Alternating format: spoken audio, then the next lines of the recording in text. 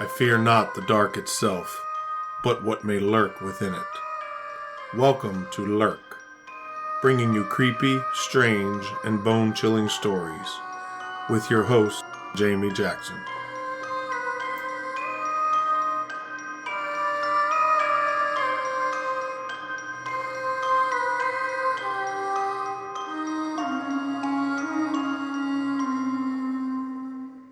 Hey lurkers, welcome to this week's episode. Before we get started, just a quick reminder that we now have a Patreon where for $5 a month you can get extra episodes plus some other cool stuff. Also, we have that Sasquatch Festival coming up June 24th at Piney Run Park in Sykesville, Maryland. If you happen to be in the area, make sure you stop by. And now, on to the episode. This week we're going to be talking about Foo Fighters.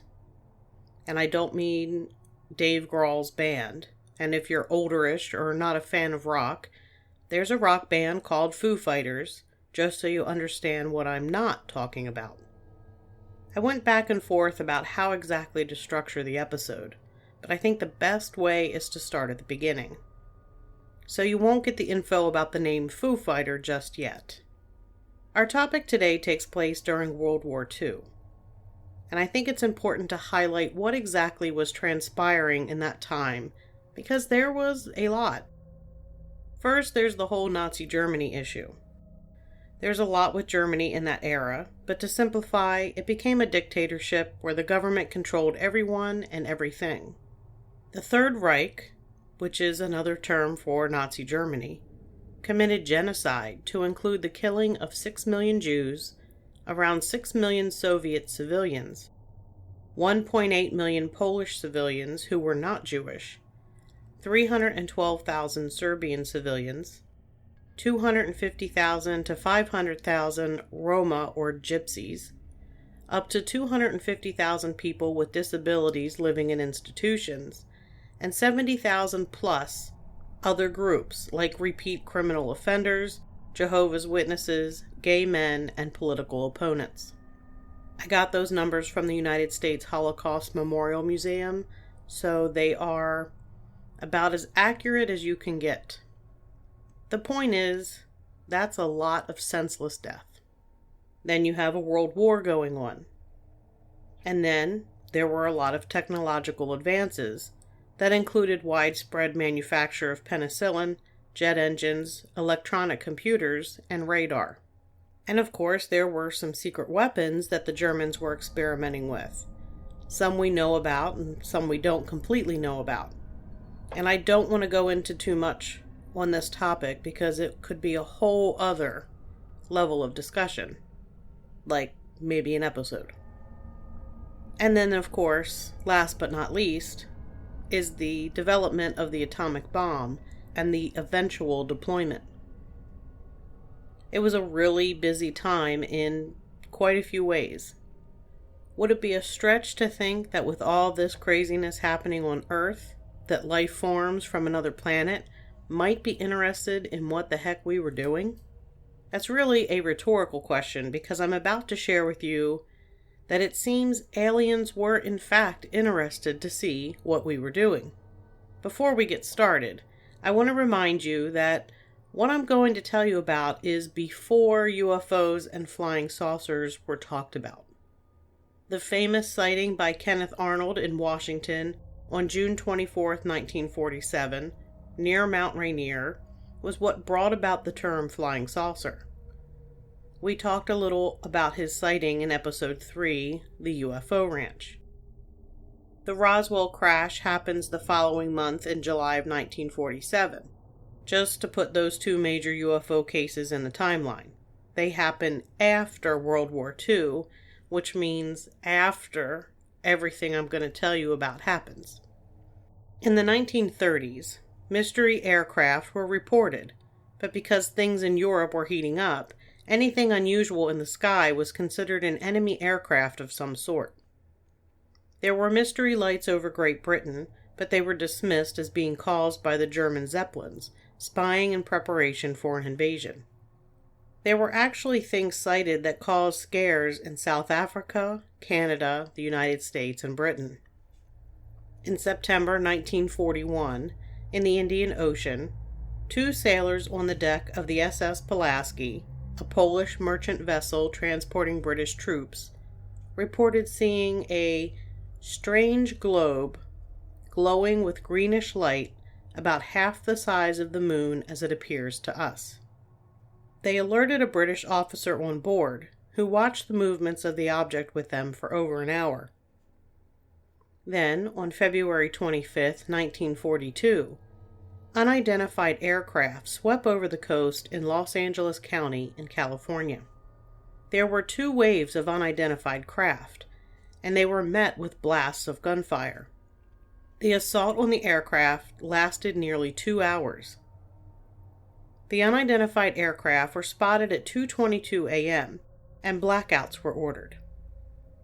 Blackouts were exactly what they sound like. All lights were extinguished. People put covers over windows and doors to prevent light from showing outside. This was all done to prevent any enemy aircraft from being able to see anything on the land below.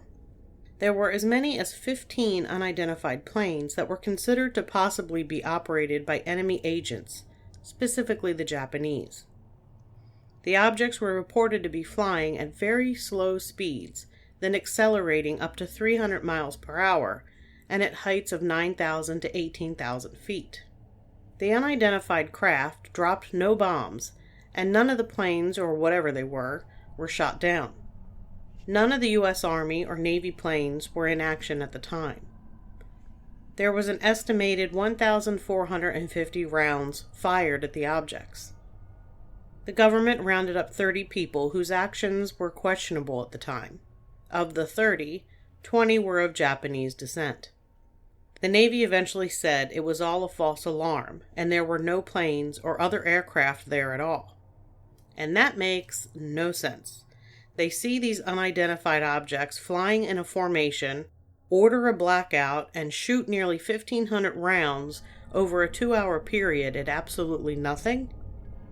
To say that means the Navy is saying those people operating anti-aircraft guns were so stupid they were shooting at nothing. Then there were reports from the Royal Air Force personnel that they were seeing lights following their aircraft, beginning in March of 1942. A man named Albert Lancaster was working as a guard at a radar site near Newbiggin by the Sea in Northumberland in September of 1942. Then he had a sudden urge to go outside, and what he said was a strange impulse to look up at the sky. There he saw a glowing light surrounded by dark mist, and he assumed it was a German weapon. He went to raise the alarm, and was struck by a beam of light from the glowing object. He then had the sensation of floating, before becoming aware that he was back at his post. He later said that he believes he was abducted that night. In December 1942, Pilot Officer Lumsden, who was flying with No. 3 Squadron's night flight over northern France, encountered 2 amber or orange-colored lights that followed him as he was conducting his intruder mission. One light was higher than the other, which appeared to rule out wingtip navigation lights from another plane. The lights pursued him until he reached the English Channel. Lumsden had never seen anything like it before. He tried to lose the objects, but they had no trouble following him. He finally did a sharp nosedive at 4,000 feet at 260 miles per hour. He pulled out of the dive, and the objects were gone. Another pilot from Lumsden's unit experienced a similar event the following night, only the lights he saw were green. Then there was an incident from August 5, 1944, that didn't come to light until more recently in 2010. There was an alleged UFO incident involving a Royal Air Force reconnaissance plane returning from a mission over France or Germany. When flying near the English coastline, the Royal Air Force plane was intercepted by a metallic object that matched the plane's course and speed before accelerating off. The Royal Air Force plane's crew was able to photograph the object. They said the object hovered noiselessly near the plane. When the incident was reported to wartime Prime Minister Winston Churchill, he discussed how to deal with the incident with U.S. General Eisenhower. Ultimately, Churchill covered up the report and banned reporting on it for fear it would create mass panic. The files on this encounter are said to be available in the National Archives website. A couple of months later, in October 1944, a Royal Air Force crew with the number 178 Squadron, based in Italy, reported seeing lights following their aircraft over Hungary during a night raid. They were in a B-24 Liberator, flown by pilot Officer Taylor, and they were followed by an intermittent red light for several minutes. This squadron had reported numerous sightings as early as April of 1944, and actually continued to make reports about similar phenomena through 1944 into 1945. Which brings us to the sightings that brought about the Foo Fighter name, and these received more attention. November 1944, a Bristol Beaufighter crew with the 415th Night Fighter Squadron, pilot Edward Schluter, radar observer Donald Myers, and intelligence officer Fred Ringwald were flying along the Rhine River north of Strasbourg. The following exchange occurred. Ringwald: I wonder what those lights are over there in the hills. Schluter: probably stars. Ringwald: no, I don't think so. Schluter: are you sure it's no reflection from us? Ringwald: I'm positive. Ringwald realized that there actually were no hills in the area. There were 8 to 10 bright orange lights off the left wing flying through the air at high speed. Radar did not pick up the object, neither the radar in the air nor the radar on the ground. The Allied radar actually said, "Nobody up there but yourself. Are you crazy?" Schluter turned the plane towards the lights, and the lights disappeared. During the 1930s, there was a cartoon drawn by Bill Holman called Smokey Stover, about a fireman and his fire captain. The catchphrase of the cartoon was, "Where there's foo, there's fire." The word foo was borrowed by the radar operator in the 415th Night Fighter Squadron, Donald Myers, who named the strange balls of light Foo Fighters. During a mission debriefing on November 27, 1944, the unit's S2 intelligence officer stated, Myers and Ed Schluter had sighted a red ball of fire that appeared to chase them through a variety of high-speed maneuvers. Myers was extremely agitated and had a copy of the comic strip tucked in his back pocket. He pulled it out and slammed it down on my desk and said it was another one of those effing Foo Fighters and stormed out of the briefing room. And that's how the name Foo Fighter came to be. One news article said American fighters have been encountering the eerie Foo Fighters for more than a month in their night flights. No one knows exactly what this sky weapon is. Balls of fire appear suddenly and accompany the planes for miles. They appear to be radio controlled from the ground and keep up with planes flying 300 miles per hour, official intelligence reports reveal. Myers explained more of what the crew had witnessed. There are 3 kinds of these lights we call Foo Fighters. One is red balls of fire, which appear off our wingtips and fly along with us. The second is a vertical row of 3 balls of fire, which fly in front of us, and the third is a group of about 15 lights, which appear off in the distance like a Christmas tree up in the air, and they flicker on and off. The pilots of the Night Fighter Squadron said the balls of fire were the weirdest thing they had ever encountered. They were convinced that the Foo Fighters were designed to be a psychological as well as a military weapon, although it was not in the fireball's nature to attack planes. Myers said, "A Foo Fighter picked me up recently at 700 feet and chased me 20 miles down the Rhine Valley. I turned to starboard, and 2 balls of fire turned with me. I turned to the port side, and they turned with me. We were going 260 miles per hour, and the balls were keeping right up with us. On another occasion, when a Foo Fighter picked us up, I dove at 360 miles per hour. It kept right off our wingtips for a while, then zoomed up into the sky. When I first saw the things off my wingtips, I had the horrible thought that a German on the ground was ready to press a button and explode them. But they don't explode or attack us. They just seem to follow us like will-o-wisps. Lieutenant Wallace Gould said the lights had followed his wingtips for a while, and then in a few seconds zoomed 20,000 feet into the air out of sight. Lieutenant Edward Schluter said that he had seen the Foo Fighter on 2 occasions, and it looked like shooting stars. In his first experience with them, Lieutenant Gould said, "I thought it was some new form of jet propulsion playing after us, but we were very close to them, and none of us saw any structure on the fireballs." Another report from a 415th night fighter pilot and radar observer flying at 10,000 feet near Hagenau stated, "At 0600 hours, we saw 2 lights climbing towards us from the ground. Upon reaching our altitude, they leveled off and stayed on my tail. The lights appeared to be large orange glows. After staying with the plane for 2 minutes, they peeled off and turned away, flying under perfect control, and then went out." The next night, the same men, flying 10,000 feet, observed a single red object. Pilot Lieutenant David McFalls and radar observer Lieutenant Ned Baker saw a glowing red object shooting straight up, which suddenly changed to a view of an aircraft doing a wingover, going into a dive, and disappearing. This was the first and only suggestion of a controlled flying device.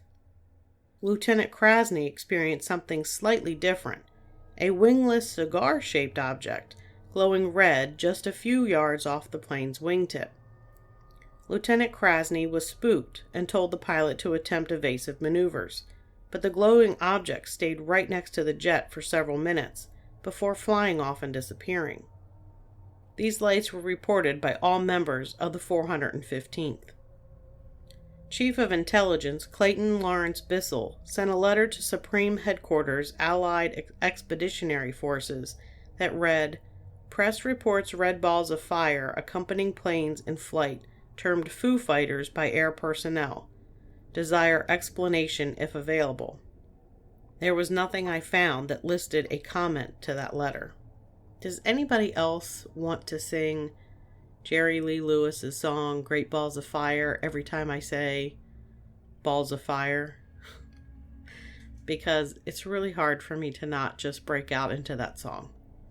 I just needed to share that because the control is real. I am fighting it back. Be thankful. So the patterns that Meyer had described before, to include a ball of light off the wingtip, a vertical row of 3 balls of fire that fly in front of the plane, and a group of 15 balls of fire off in the distance like a Christmas tree, were seen in microscopic work. They are described in Industrial and Engineering Chemistry, in an article by Francis F. Lucas of the Bell Telephone Laboratories, Incorporated, New York City. The particles appear in pair chains and groups. They are in rapid motion due, apparently, to electrical forces inherent in the liquid in which they are photographed. In all cases, one larger particle whose bulk might be likened to an airplane dominates one or more smaller particles. Both attraction and repulsion are present. Usually the particles attracted so strongly to a larger one that they were bound within a close distance and never touched the big particle. These little particles do not glow, though they do possess electrical charges, which under the right case could cause them to glow. And all that mumbo-jumbo means, according to some study in 1944-ish, that Foo Fighters could be a balloon.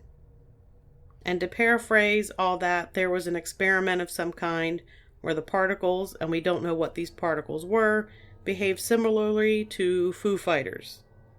And that was seen with a microscope, which is incredibly confusing. Anyway, there were also reports from pilots that said they had seen mysterious floating silvery balls follow. I'm sorry. Let me say that again. Anyway, there were also reports from pilots that said they had seen mysterious floating silvery balls following their planes in the daylight. A P-47 pilot saw a gold-colored ball with a metallic finish which appeared to be moving slowly through the air. As the sun was low, it was impossible to tell whether the sun reflected off it or the light came from within. Another P-47 pilot reported a phosphorescent golden sphere 3 to 5 feet in diameter flying at 2,000 feet. 8th Air Force bomber crews reported seeing silver-colored spheres resembling huge Christmas tree ornaments in the sky. And the Foo Fighters didn't just show up in Germany.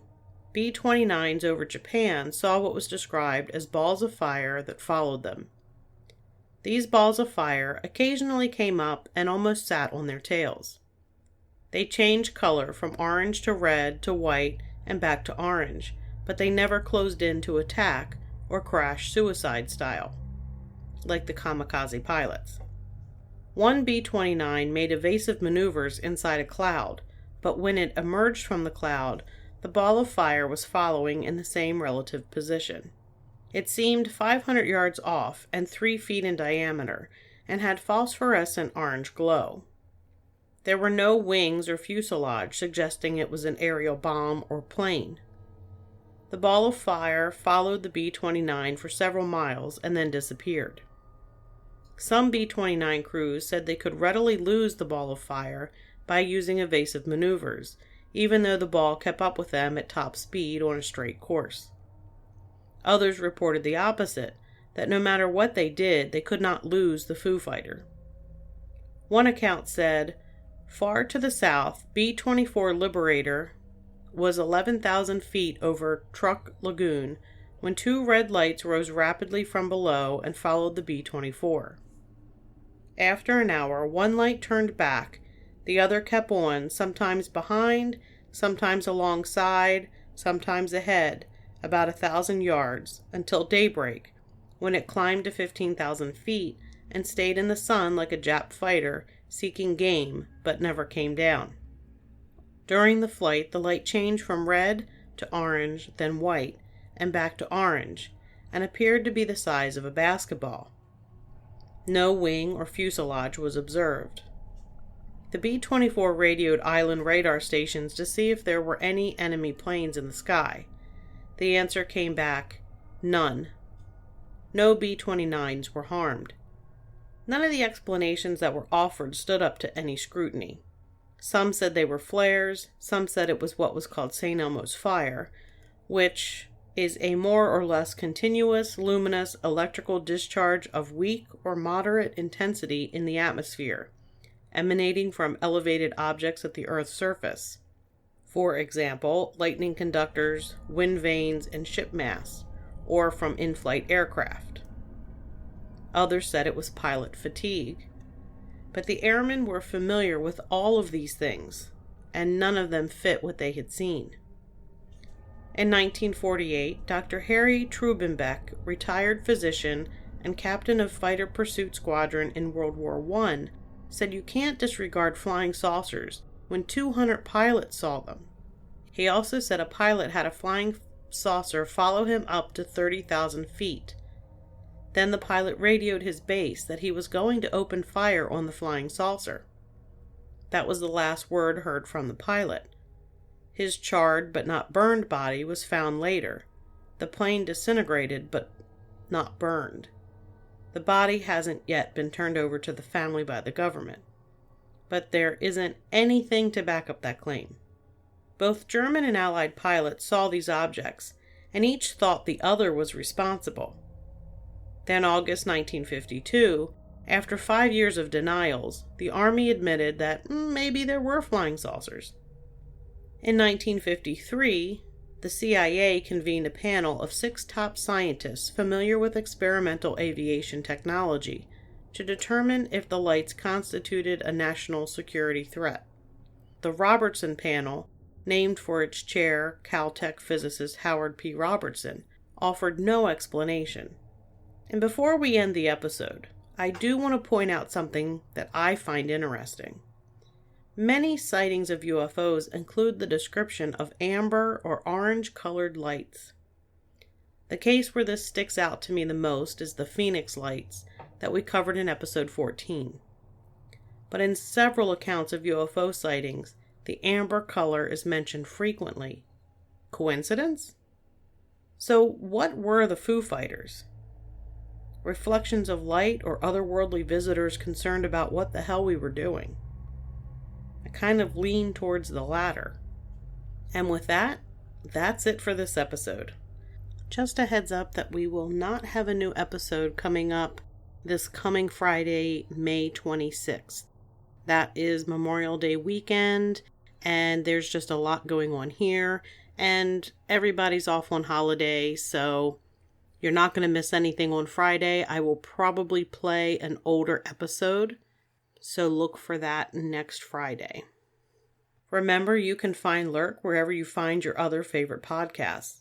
You can also find us at lurkpodcast.com, where we have all of our episodes along with links to our social media accounts.